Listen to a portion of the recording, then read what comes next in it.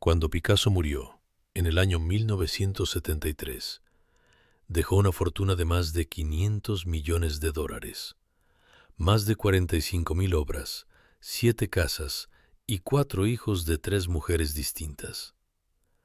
2 de esas personas, su nieta Pablito y su segunda esposa Jacqueline, se suicidaron después de su muerte. Una de sus amantes pasó 30 años en un hospital psiquiátrico. Otra murió también quitándose la vida. El hombre más famoso del arte del siglo XX dejó a su paso una estela de destrucción personal que ningún biógrafo ha podido ignorar. La pregunta que esta historia plantea no es si era un genio. Eso nadie lo discute. La pregunta es otra. ¿Puede ser al mismo tiempo el mayor artista de su siglo y el peor ser humano de su entorno? Viajamos a Málaga, año 1881. Pablo, Diego, José, Francisco de Paula, Juan Nepomuceno, María de los Remedios, Cipriano de la Santísima Trinidad, Ruiz y Picasso. Así lo registraron al nacer.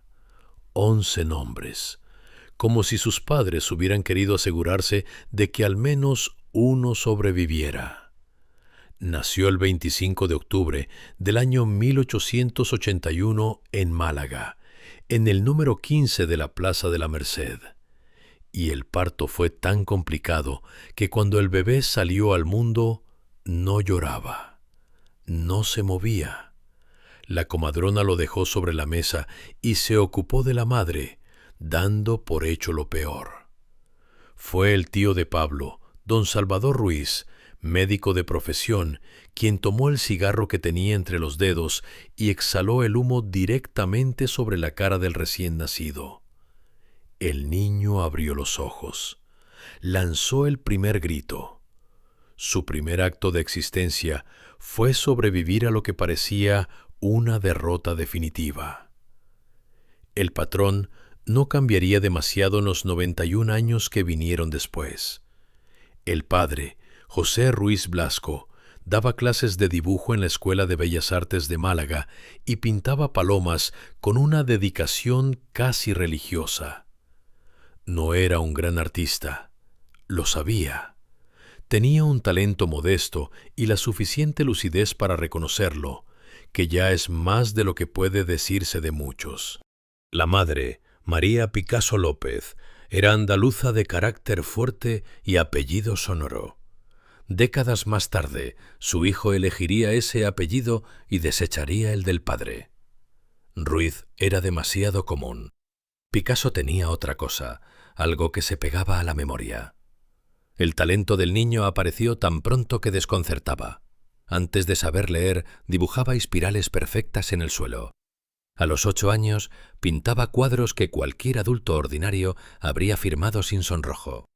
A los 13, los exámenes de ingreso en la Escuela de Bellas Artes de Barcelona, para los que normalmente se daba un mes de preparación, los completó en un día.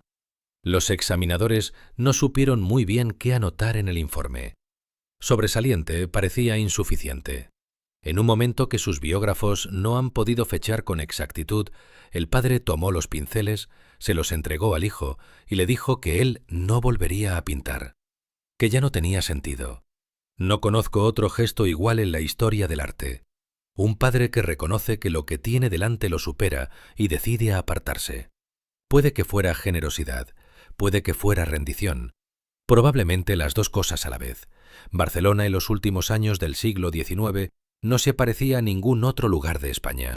Las corrientes que llegaban de París, de Viena, de Múnich, encontraban allí un suelo fértil que Madrid nunca habría ofrecido. Había modernismo catalán, había vanguardia, había una burguesía lo bastante rica como para comprarlo y lo bastante inquieta como para no conformarse con lo de siempre. El joven Picasso llegó con 14 años y una reputación que le precedía. El bar, els Quatre Gats, en la calle Montsió, se convirtió en su centro de operaciones. Allí se reunían los artistas e intelectuales que definían el ambiente cultural de la ciudad, y allí Picasso aprendió algo que las academias no enseñaban: que lo que el arte oficial consideraba correcto era exactamente la dirección contraria a la que él quería ir. No porque no pudiera hacer lo correcto, podía hacerlo mejor que nadie. Lo que no podía soportar era la idea de repetir lo que ya existía. En el año 1897 hizo el primer viaje a Madrid. Se matriculó en la Academia de Bellas Artes de San Fernando y fue, como era de esperar, un estudiante irregular. Asistía cuando le parecía bien y el resto del tiempo lo pasaba en el Prado. Velázquez, sobre todo. Pasaba horas delante de las meninas con esa intensidad que tienen los estudiantes que todavía no saben que un día van a responderle al maestro. Décadas después lo haría. 58 cuadros, uno detrás de otro, como una conversación larga y algo violenta con un muerto.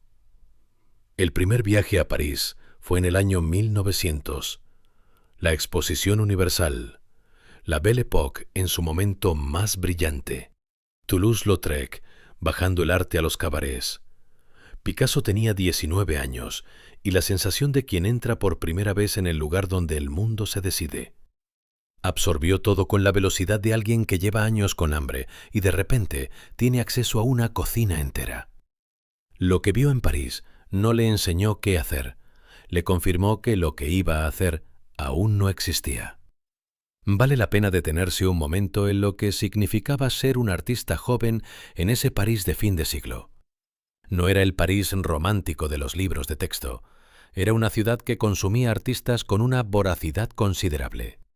Había miles de pintores llegados de toda Europa, con exactamente la misma convicción de que allí estaba el futuro. La mayoría desaparecía sin dejar rastro. Los que sobrevivían lo hacían porque tenían algo que los demás no tenían, o porque encontraban a alguien que apostaba por ellos, o por las dos cosas a la vez. Picasso llegó sin conocer a nadie y sin dinero suficiente para durar más que unas semanas.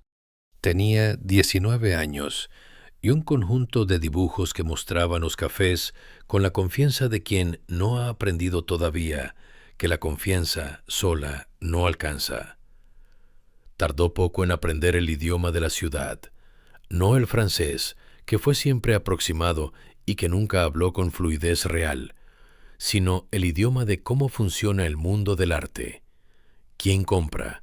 ¿Quién expone? ¿Quién tiene poder para hacer que algo importe? ¿Y quién solo finge tenerlo? Esa educación que ninguna academia enseña y que se aprende solo viviendo dentro del sistema, fue tan importante para su carrera como cualquier cosa que hubiera aprendido en Barcelona o en Madrid. Cuando Picasso llegó a ser el artista más famoso del mundo, no fue solo por sus cuadros, fue también porque entendía perfectamente el funcionamiento del mercado que los valoraba. Regresó a España ese año. Volvió a París en el año 1901. En el año 1904 se instaló definitivamente en Montmartre, con la determinación del hombre que ha decidido que esa ciudad es la suya, aunque la ciudad todavía no lo sepa. Carlos Casagemas se disparó en la sien en febrero del año 1901. Lo hizo en un café de Montmartre, delante de varias personas, después de que la mujer que amaba lo rechazara. Tenía 21 años. Picasso estaba en Madrid cuando ocurrió y recibió la noticia como se reciben las muertes de los amigos cuando uno tiene 20 años, sin saber todavía cómo colocarlas en ningún sitio conocido. Lo procesó pintando, como haría siempre con todo. Las obras que vinieron en los meses y años siguientes son las que hoy se conocen como el período azul. Hay quien lo explica como una decisión estética. Hay quien dice que fue una crisis depresiva. Las dos cosas pueden ser verdad sin contradicción. El azul dominante, las figuras delgadas y alargadas que recuerdan al Greco, los temas de la miseria y la soledad y la vejez, mendigos, prostitutas, ciegos, presos, madres con hijos hambrientos. Los pintaba con una compasión que el Picasso de los años siguientes, más blindado, más celebrado, raramente volvería a mostrar con esa temperatura. Aquí viene algo que me parece importante señalar. El periodo azul es el único momento en que Picasso parece no tener protección entre lo que siente y lo que pone en el lienzo. No hay distancia, no hay ironía, no hay el juego intelectual que caracteriza casi todo lo demás. Son pinturas que duelen de una manera directa y sin mediación, que resulta casi incómoda en alguien cuya obra posterior es tan cerebral. La miseria económica de esos años era real. Picasso quemaba dibujos para calentarse en el invierno parisino. Comía cuando podía, que no era siempre. Vivía en el Bateau Lavoir, un edificio de madera en la colina de Montmartre, que sus habitantes llamaban el barco lavadero, porque crujía con el viento como si fuera a derrumbarse. Allí conoció a Apollinaire, a Gertrude Stein, a Max Jacob. Allí se formaron las amistades que sostendrían los años siguientes, y allí, en algún momento entre la pobreza y el duelo y el frío, empezó a ver la forma de lo que vendría. Antes de que eso ocurriera, sin embargo, el período azul produjo algunas de las ventas más humillantes de su carrera. El marchante Vollard, que más adelante sería uno de sus principales compradores, vio las pinturas del período azul y las rechazó. Demasiado oscuras, demasiado deprimentes, nadie iba a querer colgar eso en su salón. Tenía razón sobre lo que querían los compradores de ese momento. Se equivocaba completamente sobre lo que esas obras valían. La vida, pintada en el año 1903, está hoy en el Museo de Arte de Cleveland y es considerada una de las obras maestras de toda la producción de Picasso. Vollard no la compró. Hay algo que me parece significativo en el hecho de que las obras más personales de Picasso, las que surgieron directamente del dolor, sin pasar por el filtro intelectual que caracteriza casi todo lo demás, fueron también las que el mercado tardó más en reconocer. Cuando Picasso aprendió a usar el dolor de otra manera, cuando lo convirtió en material para el juego conceptual del cubismo, el mercado respondió mucho mejor. No sé si eso dice algo sobre Picasso o sobre el mercado. Probablemente sobre los dos. En el verano del año 1907, Picasso terminó una obra que había estado gestando durante meses con una intensidad que sus compañeros del Bateau Lavoir describían como algo parecido a la obsesión. Más de 400 bocetos preparatorios, meses de trabajo con las puertas cerradas, rechazando visitas, saliendo poco. Cuando por fin lo mostraron, las reacciones fueron llamativas. Braque dijo que era como si alguien hubiera decidido beber gasolina para escupir fuego. Matisse se escandalizó, no por los desnudos, sino por la destrucción de la forma que representaban. Derain, en privado, comentó que un día encontrarían a Picasso colgado detrás de ese cuadro. ¿Qué veían? 5 mujeres desnudas en un burdel, mirando directamente al espectador, sin vergüenza ni pose. Hasta aquí, nada que el arte no hubiera hecho antes. Lo que no había hecho antes era esto. Las figuras no tenían coherencia anatómica. Se veían desde ángulos distintos al mismo tiempo, ángulos que en la percepción ordinaria son imposibles de sostener simultáneamente. Los rostros de las figuras de la derecha eran máscaras africanas, no caras humanas.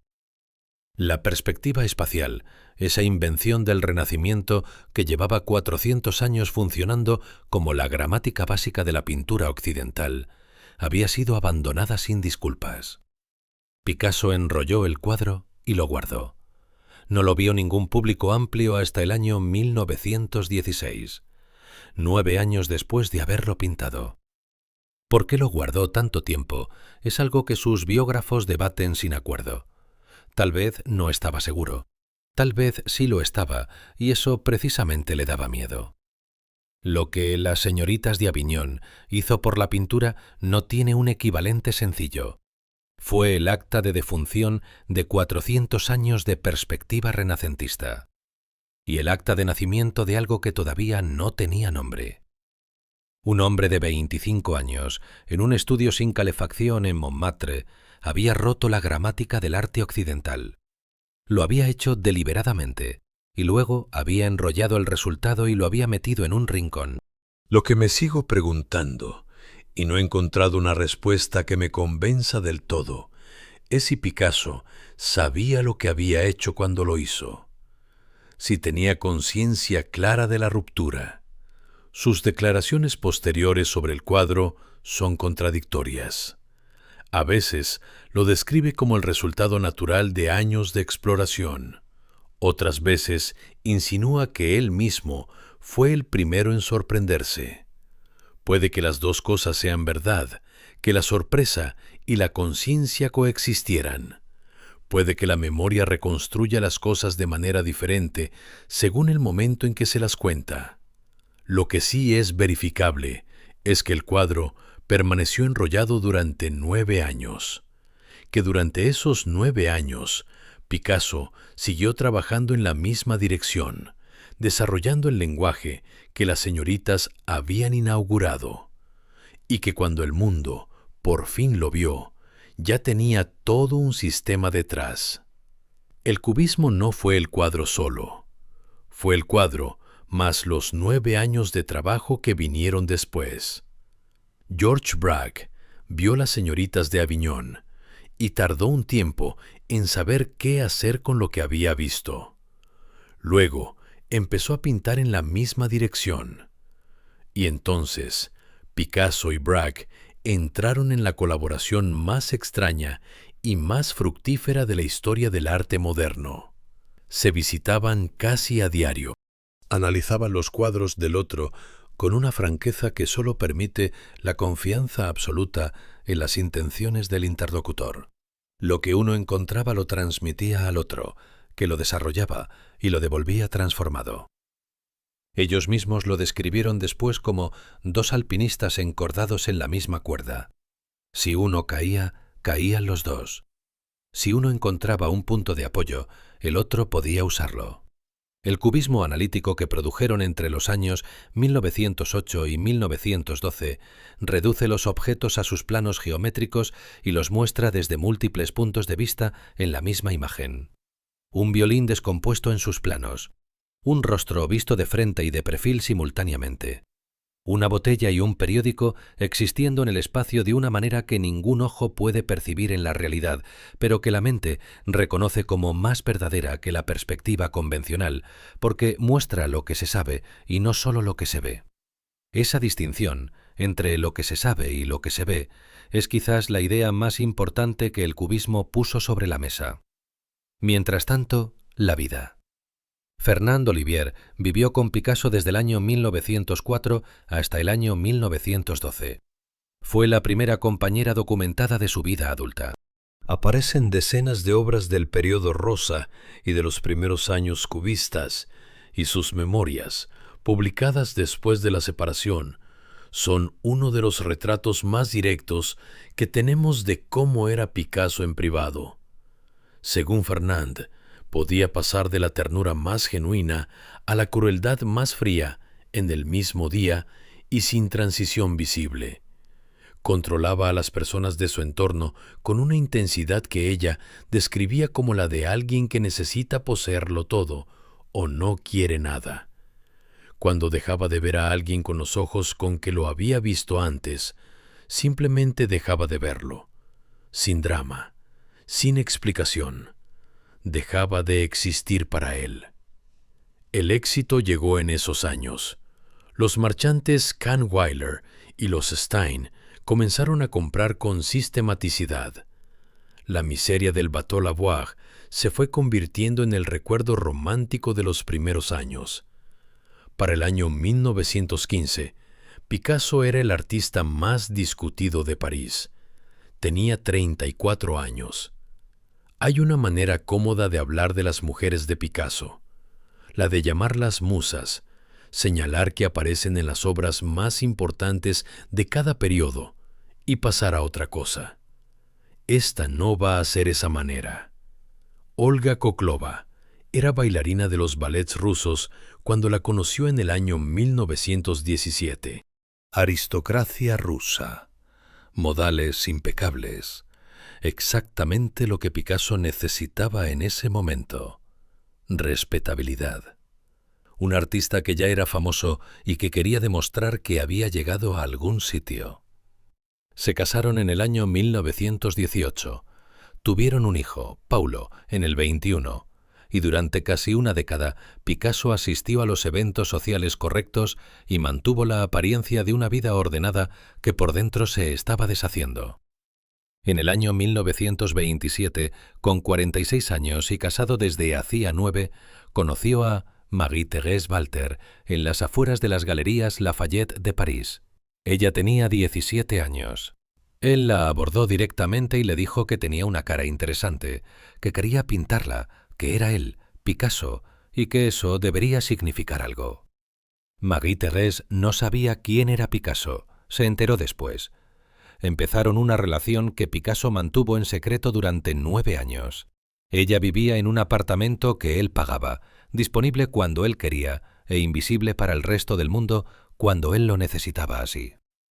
En 1935 nació su hija Maya. Ese mismo año, Olga descubrió lo que estaba ocurriendo. La separación fue inevitable. El divorcio, no. La ley francesa habría obligado a dividir el patrimonio, y eso Picasso no lo iba a permitir. Dora Maar, fotógrafa y artista, fue su compañera durante los años de la Guerra Civil Española y la Segunda Guerra Mundial. Le dijo el primer día, según ella misma contó décadas después, que para él las mujeres eran diosas o felpudos y que era ella quien debía decidir cuál de las dos quería ser. La metáfora era cruel con la precisión de alguien que la ha formulado muchas veces. Dora Maar fue la musa de La mujer que llora y de muchas otras obras del período. Terminó la relación en un sanatorio psiquiátrico donde pasó años. Sobrevivió. Vivió hasta los 90 años en un aislamiento que sus conocidos describían como el de alguien que ha decidido que el mundo es demasiado. Françoise Gillot, pintora, 21 años más joven que él, fue la única que lo abandonó antes de que él la abandonara a ella. Tuvieron 2 hijos, Claude y Paloma. Cuando Françoise se fue, Picasso le dijo que ninguna mujer que lo abandonara volvería a ser feliz en su vida. Luego intentó, junto a sus herederos, prohibir legalmente el libro que ella escribió sobre él. No lo consiguió. El libro sigue en librerías. Es el retrato más lúcido que existe del hombre detrás del artista. Jacqueline Roch, la última, 36 años más joven que él, se convirtió en su segunda esposa en el año 1961 y organizó los últimos 12 años de su vida con la dedicación de quien ha hecho de esa tarea el sentido de su existencia. Murió en el año 1986, con una pistola.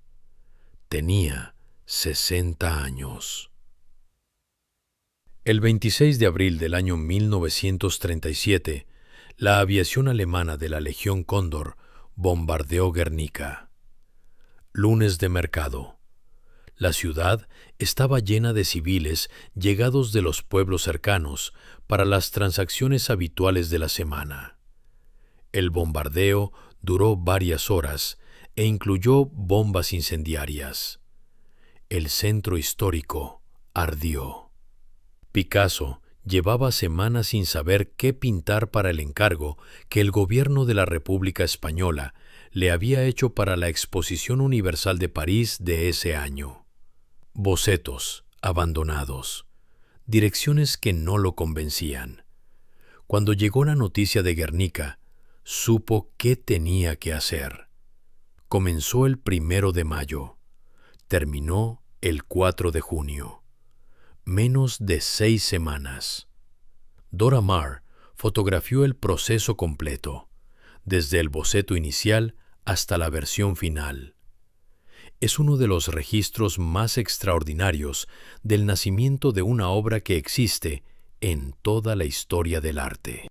3 metros de alto por más de 7 de largo, sin color, blanco, negro, grises. La decisión de no usar color no fue accidental. El color habría dado al espectador una distancia emocional que Picasso no quería que tuviera. Un caballo agonizante en el centro, un toro impasible en la esquina, una madre con su hijo muerto en brazos, la cabeza echada hacia atrás en un grito que la pintura no puede producir, pero que el espectador escucha de todas formas. Figuras fragmentadas, brazos sin cuerpo, una bombilla que ilumina la escena con la luz fría de la electricidad moderna cayendo sobre el horror antiguo. No hay uniformes, no hay banderas, no hay nada que identifique al atacante o a la víctima, solo lo que la violencia hace a los cuerpos. Durante la ocupación alemana de París, un oficial visitó el estudio de Picasso y vio una reproducción del cuadro.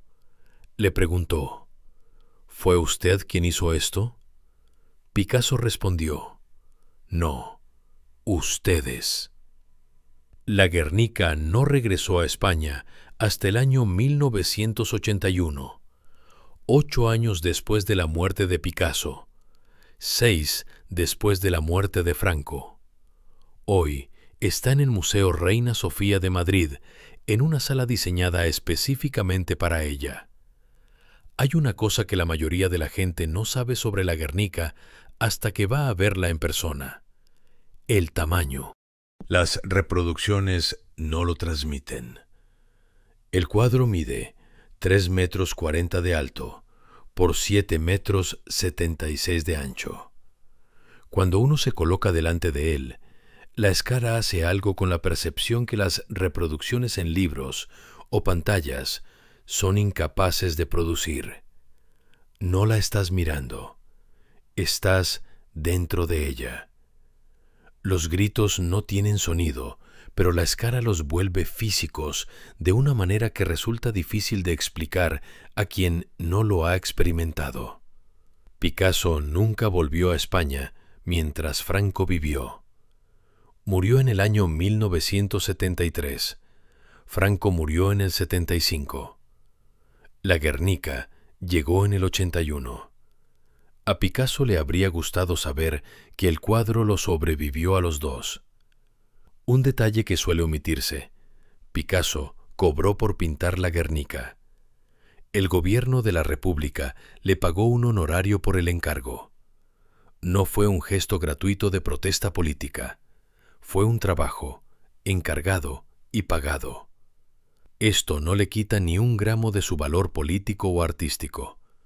Pero me parece importante porque la imagen del artista que sacrifica intereses económicos por convicciones morales es casi siempre más complicada de lo que la versión simplificada sugiere. Picasso era las dos cosas: sinceramente indignado por Guernica y perfectamente consciente del valor comercial de su trabajo. Cuando los alemanes entraron en París en junio del año 1940, la mayoría de los artistas e intelectuales que podían irse, se fueron. Picasso tenía 58 años, era el artista más famoso del mundo vivo y tenía razones muy concretas para marcharse. Su obra había sido incluida en la exposición Arte Degenerado que los nazis organizaron en Múnich en el año 1937. Había pintado la Guernica. Se había afiliado públicamente a causas que el régimen consideraba enemigas. Se quedó. Las autoridades de ocupación lo vigilaban, le prohibieron exponer públicamente y le generaron molestias administrativas de baja intensidad.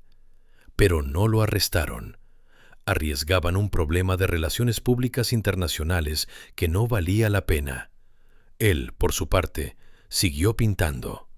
Hay una fotografía de esos años en su estudio de la calle de Grands Augustins, en la que el desorden de pinturas y materiales es exactamente igual al de cualquier otra fotografía del mismo lugar tomada en los años anteriores.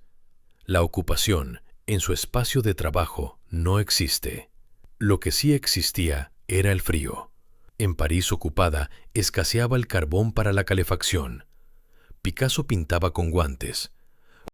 Hay testimonios de visitantes que describen el estudio en invierno como un lugar donde el aliento se veía en el aire y donde él seguía trabajando con una concentración que hacía que el frío pareciera irrelevante, o al menos secundario. Probablemente lo era. En esos años terminó su relación con Dora Maar y comenzó la que tendría con François Gillot. Siguió produciendo estatuas, pinturas, cerámicas. La guerra, para Picasso, fue un periodo de trabajo intenso. Esto puede interpretarse de muchas maneras distintas, y probablemente ninguna de ellas es completamente satisfactoria. En el año 1944, cuando París fue liberada, Picasso se afilió al Partido Comunista Francés. Sus amigos lo recibieron con reacciones que iban desde el entusiasmo hasta la perplejidad. Él mismo explicó la decisión en términos que mezclaban el compromiso político con algo que sonaba más a necesidad de pertenencia que a convicción ideológica estricta. Nunca fue un hombre de partido en el sentido ordinario. Era un hombre que necesitaba estar en algún lado. Después de la guerra, Picasso descubrió Vallauris, un pueblo del sur de Francia con una tradición centenaria de cerámica que languidecía por falta de mercado. Llegó en el año 1946 y se enamoró del oficio con la intensidad de alguien que encuentra una herramienta nueva con 65 años y no puede creer que no la hubiera encontrado antes. En 2 años, produjo más de 2,000 piezas de cerámica, platos, jarrones, figuras de animales, formas que mezclaban lo funcional con lo escultórico, de maneras que los artesanos del pueblo miraban con una mezcla de admiración y de ligera perplejidad. Picasso no sabía hacer cerámica cuando llegó. Lo aprendió mirando y luego haciendo, con la velocidad de absorción que lo había caracterizado siempre. Vallauris vendió su producción cerámica a coleccionistas de medio mundo. El pueblo se salvó económicamente. Hoy tiene una estatua suya en la plaza principal. En esos años también vivió el momento más sosegado de su vida adulta, si es que en la vida de Picasso puede hablarse de sosiego. François Gillot, los 2 hijos pequeños, la Villa Lagaloise en Vallauris, el trabajo en la cerámica de día y la pintura de noche. Hay fotografías de ese período que muestran a un hombre que parece, por primera vez en muchos años, estar disfrutando de algo que no es solo la pintura. Duró lo que duró. François se fue en el año 1953 con los niños. Picasso tenía 72 años. Tardó poco en encontrar a Jacqueline. Lo que me resulta más difícil de entender de Picasso, y que he leído en muchas fuentes distintas sin encontrar una explicación que me satisfaga del todo, es la relación con sus hijos. Paulo, el hijo de Olga, creció en la sombra de un padre que raramente lo miraba como persona y a menudo lo instrumentalizaba como chófer, asistente o simple elemento decorativo de la vida pública del artista famoso. Claude y Paloma, los hijos de François, quedaron prácticamente excluidos de su vida cuando su madre se fue. Picasso no hizo ningún movimiento visible para mantener el contacto. Fueron los hijos quienes tuvieron que buscarlo, ya adultos, y no siempre lo encontraron disponible. A los 70 años, Picasso pintó 58 variaciones sobre Las Meninas de Velázquez en el curso de pocos meses. A los 85, completó la suite 347 obras en grabado en 7 meses. Siguió pintando hasta el año de su muerte, con 91 años, a un ritmo que muchos artistas de 40 habrían encontrado imposible de sostener. Hay interpretaciones de esa productividad extrema en la vejez que lo presentan como una huida de la muerte, como si cada cuadro fuera un día ganado a lo que venía después. El propio Picasso alimentaba esa narrativa. Decía que el tiempo que pasaba sin pintar era tiempo que se acercaba al final. Puede que fuera verdad. Puede que fuera el personaje hablando, ese Picasso público que había aprendido exactamente qué tipo de afirmaciones producía el efecto que quería producir en sus interlocutores. Las obras de esos últimos años desconcertaron a la crítica. Eran demasiado crudas para ser la producción madura de un maestro establecido, demasiado urgentes para ser el trabajo de alguien que ya no tenía nada que demostrar. Los críticos que las vieron por primera vez no supieron bien cómo colocarlas. Hoy se consideran entre las más importantes de toda su producción, lo cual dice algo interesante sobre los límites del juicio contemporáneo. Jacqueline controlaba el acceso al pintor con una celosa eficiencia que sus hijos vivieron como un bloqueo.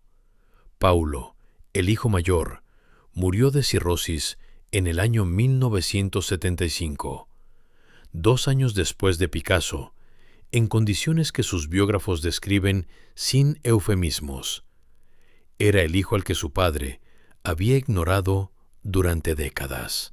La relación entre ese hecho y ese final es algo que cada uno puede valorar como quiera. En los cuadros de los últimos 2 años de su vida, pintados entre los años 1971 y 1972, hay algo que sus biógrafos intentan describir con distintas palabras y que quizás no tiene una sola: desnudez, urgencia, la sensación de que ya no hay tiempo para ningún tipo de mediación entre lo que siente y lo que pone en el lienzo. Pintaba la muerte mirándola de frente, con la curiosidad insolente de alguien que ha decidido que si la muerte viene, se va a encontrar con él trabajando. Picasso murió el 8 de abril del año 1973 en su villa de Mougins, en el sur de Francia, mientras recibía a unos amigos para cenar. Un paro cardíaco. Los presentes tardaron unos minutos en comprender lo que había ocurrido. No había hecho testamento. La ausencia se ha explicado de distintas maneras. La superstición del hombre que cree que hacer testamento es reconocer que va a morir. El deseo de control que la muerte haría imposible de cualquier forma. O simplemente que siempre había algo más urgente que hacer, y cuando tienes 91 años y sigues pintando todos los días, lo urgente es pintar. Lo cierto es que la ausencia de testamento desencadenó un proceso legal que tardó 6 años en resolverse y que produjo consecuencias que ninguno de sus herederos habría podido anticipar completamente.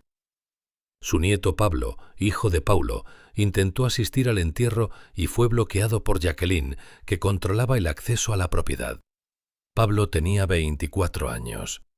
3 meses después del entierro, se suicidó. Ese mismo año, Marie-Thérèse Walter, la amante adolescente que Picasso había mantenido en secreto durante 9 años, se quitó la vida. Tenía 68 años. Jacqueline murió en el año 1986, con una pistola. 3 personas directamente vinculadas a Picasso que eligieron quitarse la vida después de su muerte. Más Dora Maar, que pasó años en un sanatorio psiquiátrico y que vivió el resto de su larga vida en un aislamiento voluntario del que nunca salió completamente. No sé cómo procesar estos hechos de una manera que sea honesta y que al mismo tiempo no sea un juicio simplificador.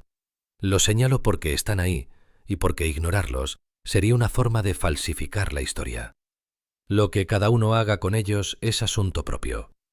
El proceso de reparto de la herencia duró 6 años y generó una cantidad de litigios que sus abogados recordaron durante décadas. Al final, el Estado francés recibió una parte de las obras en concepto de impuestos de sucesión. Las demás se distribuyeron entre los herederos legales con la complicación adicional de que Picasso nunca había reconocido formalmente a algunos de sus hijos, ni había regularizado la situación legal de Jacqueline como heredera universal. Todo lo que había dejado desordenado en vida siguió desordenado en la muerte, pero con abogados y jueces añadidos a la ecuación. Claude y Paloma, los hijos de François Gillot, tuvieron que litigar para ser reconocidos como herederos. Lo consiguieron. Maya, la hija de Marie-Thérèse, también. Paulo había muerto antes de que el proceso terminara. Su hijo Pablo también. Jacqueline, en los años que siguieron a la muerte de Picasso, mantuvo cerradas las puertas de las propiedades con la misma determinación con que las había mantenido cerradas cuando él vivía. Organizó exposiciones, gestionó el legado, protegió la obra con una eficiencia que sus críticos reconocen, aunque no siempre la celebren. Y en el año 1986, en la casa de Mougins, donde Picasso había muerto, se quitó la vida. No tengo nada más que añadir sobre ese hecho. Simplemente está ahí. La obra de Picasso es hoy la más cara del mundo en el mercado del arte. Sus cuadros alcanzan en subasta precios que hacen de él el artista más valorado económicamente de la historia. El Museo Picasso de París y el de Barcelona están entre los más visitados de Europa. La Guernica es el símbolo visual más reconocido de la denuncia del fascismo en todo el siglo XX. Y el cubismo, el movimiento que fundó con Braque en esos estudios de Montmartre, es la revolución artística más influyente de lo submoderno. No hay arte visual, el diseño gráfico, desde el cine hasta la fotografía, que no lleve en alguna parte la huella de lo que Picasso y Braque descubrieron entre los años 1908 y 1912. François Gillot escribió algo sobre él que ningún crítico de arte ha mejorado en 50 años. Dijo que vivir con Picasso era vivir dentro de un cuadro cubista. Todo desde múltiples ángulos al mismo tiempo. Todo, verdad y mentira, simultáneamente. Todo, brillante e insoportable en la misma mirada. La metáfora es tan buena que uno casi preferiría que no fuera tan exacta. La pregunta que su vida plantea es una que sus admiradores manejan con distintos grados de incomodidad. No si era un genio, porque eso nadie lo discute, sino si el genio y la crueldad bebían del mismo pozo. Si la misma capacidad de ver el mundo de una manera que nadie más veía era también la que le impedía ver el dolor de las personas concretas que lo amaban. Si la Guernica y las mujeres rotas salían de la misma mano por las mismas razones. No tengo una respuesta. He leído todo lo que se ha escrito sobre él y no la tengo. Lo que sí tengo es la impresión de que la incomodidad de sostener las dos verdades al mismo tiempo, el genio y el daño, sin resolver la tensión en ninguna dirección, es probablemente lo más honesto que se puede hacer con su memoria. Más honesto que adorarlo sin reservas. Más honesto que cancelarlo. Las Gañoritas de Aviñón siguen en el MoMA de Nueva York. La Guernica sigue en el Reina Sofía. Los cuadros del período azul siguen doliendo de la misma manera que dolían cuando los pintó. En el frío de Montmartre, con 20 años y sin saber todavía en qué se iba a convertir. Hay una última cosa que merece decirse. Picasso vivió 91 años y pintó hasta el final. No hay muchos artistas de los que pueda decirse eso. La mayoría se apaga con los años, repite fórmulas que llaman música, que produce el equivalente de mismas canciones de hace 30 años porque el público las espera y porque ya no sabe hacer otra cosa. Picasso no. A los 90 seguía sorprendiendo a los críticos. Seguía haciendo cosas que no había hecho antes. Eso, independientemente de todo lo demás, es algo que pocos artistas de la historia pueden decir con esa evidencia documental detrás. No sé si eso lo redime de algo. No creo que sea esa la pregunta correcta. La pregunta correcta es probablemente si la obra y la vida pueden mirarse juntas sin que una cancele a la otra. Y la respuesta, si existe, no la voy a encontrar yo esta noche. Françoise Gillot, la única mujer que lo abandonó a él antes de que él la abandonara a ella, escribió algo sobre Picasso que ningún crítico de arte ha podido mejorar en 50 años, que vivir con él era vivir dentro de un cuadro cubista. Todo desde múltiples ángulos al mismo tiempo, todo verdad y mentira simultáneamente, todo brillante e insoportable en la misma mirada. Eso es lo que nos deja Picasso esta noche, la pregunta más incómoda que el arte puede plantear. No si era un genio, porque eso nadie lo discute, sino si el genio y la crueldad bebían del mismo pozo. Si la misma capacidad de ver el mundo de una manera que nadie más veía, era también la que le impedía ver el dolor de las personas concretas que lo amaban. Si la Guernica y las mujeres rotas eran el producto de la misma mano por las mismas razones. No hay respuesta limpia. Hay cuadros que siguen siendo los más extraordinarios del siglo XX, y hay vidas que terminaron demasiado pronto, demasiado cerca de él. Las dos cosas son verdad, y la incomodidad de sostener las dos verdades al mismo tiempo es, quizás, lo más honesto que podemos hacer con su memoria. Buenas noches.